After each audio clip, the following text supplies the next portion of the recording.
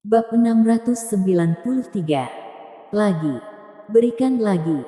Louis Lu menjadi pusat badai. Dia sudah dikepung oleh energi dewa. Energi itu terlihat seperti ada banyak sekali ular putih yang sedang menelan daging darahnya. Terlihat sangat mengerikan. Namun, Louis Lu tidak takut. Tindakannya yang selanjutnya membuat semua orang mengerti apa itu orang mengerikan yang sebenarnya. Louis Lu membuka mulutnya. Terjadi lagi. Ketika melihat gerakan Louis Lu, Kyota Ogawa tahu apa yang ingin dia lakukan. Seketika dia terlihat ketakutan dan berteriak, "Orang gila! Kamu Raja Tianxia ini benar-benar gila." Kira-kira 1 bulan lalu, Kyota Ogawa pernah bertarung dengan Louis Lu. Dan di saat itu, Kyota Ogawa sudah pernah merasakan betapa mengerikannya dari Raja Tianxia. Saat itu, dia telah mengorbankan pedangnya. Dia ingin memanfaatkan energi dewa untuk menghabisi Louis Lu. Namun ternyata tertelan oleh Louis Lu. Benar, dia menelan energi dewa. Hal ini tidak akan bisa terlupakan oleh Kyota Ogawa. Saat ini, ketika melihat Louis Lu membuka mulut, dia sudah tahu monster ini akan melakukan hal yang sama.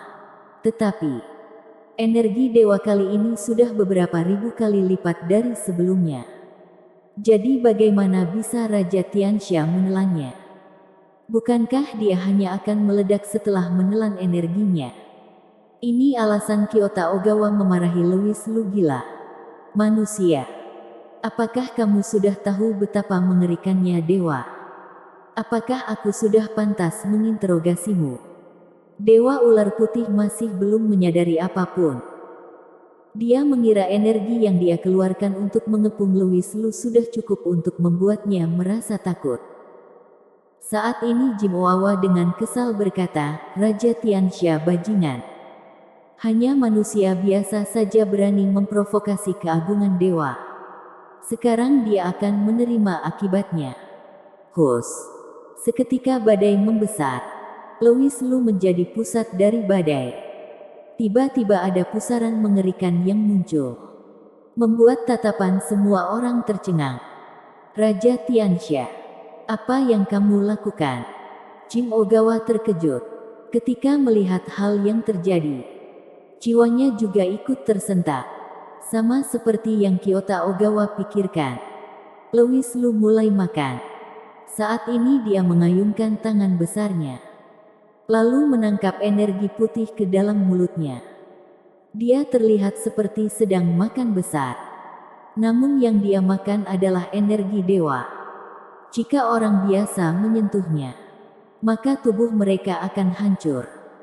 Namun ternyata Raja Tianxia bisa menangkapnya. Tidak hanya itu, yang paling penting adalah dia memakannya.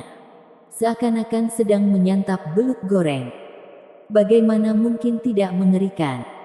Saat ini bola mata Jim Ogawa dan yang lainnya sudah hampir meledak. Benar-benar sangat mengerikan. Setelah sudah makan satu energi segera kembali menyantap yang kedua. Energi putih itu juga sepertinya terkejut karena tindakan Louis Lu dan mulai melarikan diri. Namun, Louis Lu sudah membentuk pusaran angin di sekitar tubuhnya. Energi itu memiliki daya hisap yang mengerikan. Jadi energi putih itu sama sekali tidak bisa melarikan diri. Mereka hanya bisa memberontak. Dan akhirnya ditelan oleh Louis Lu. Pupil hijau dari mata dewa ular putih juga menyusut. Namun dengan cepat dia berkata dengan nada dingin, "Raja Tianxia, bukankah kamu memiliki selera makan yang tinggi? Kalau begitu hari ini aku akan membiarkanmu makan dengan puas." Setelah berkata, dia mengeluarkan energi lagi. Energi ini bukan apa-apa baginya. Jadi tidak disayangkan untuk digunakan. Sedangkan dia ingin melihat Raja Tianxia ini bisa makan berapa banyak.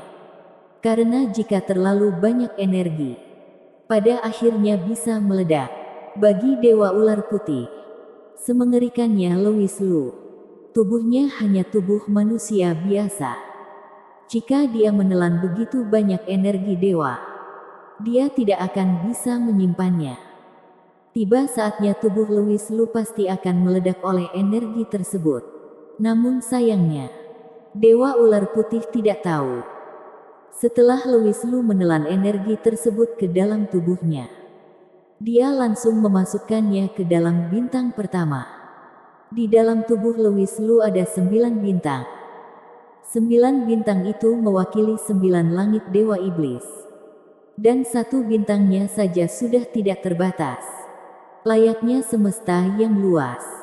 Meskipun datang 10.000 Dewa Ular Putih lagi, dan mereka mengeluarkan seluruh energi mereka, mungkin ke-9 bintang di dalam tubuhnya tidak akan cukup.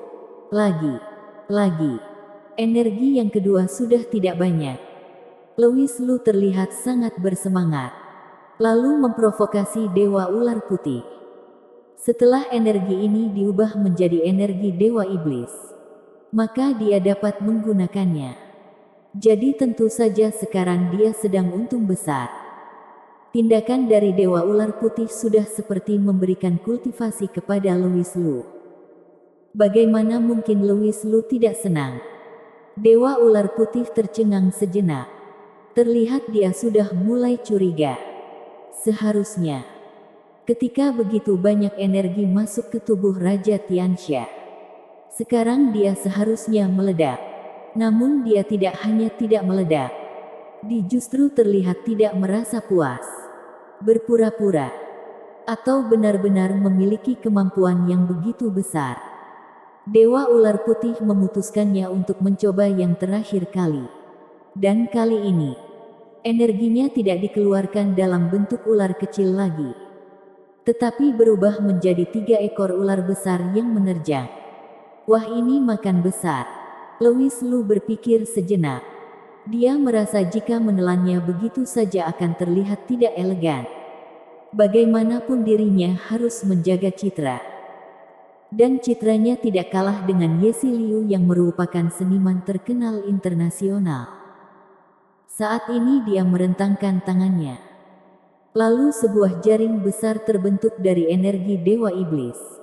Dia berdiri di depannya dan membungkus 3 ekor ular besar itu ke dalam. Ketika Dewa Ular Putih melepaskan energi-energi tersebut, dia pasti sudah memperhitungkan energinya. Jadi tidak hanya mengandung daya penghancur yang kuat, namun terjanggan ketiga ular besar itu saja sudah seperti bulldozer. Namun pada akhirnya ketiga ular itu tetap terjerat di jaring besar tersebut. Ses. Jaring itu segera menyusut. Seketika ketiga ular besar itu juga menghilang, berubah menjadi energi natural, dan diserap oleh Louis Lu. Pupil mata Dewa Ular Putih menyusut. Akhirnya dia mengerti. Orang ini tidak hanya menelan injinya, namun dia memurnikannya. Dia sudah terjebak. Dewa Ular Putih marah besar.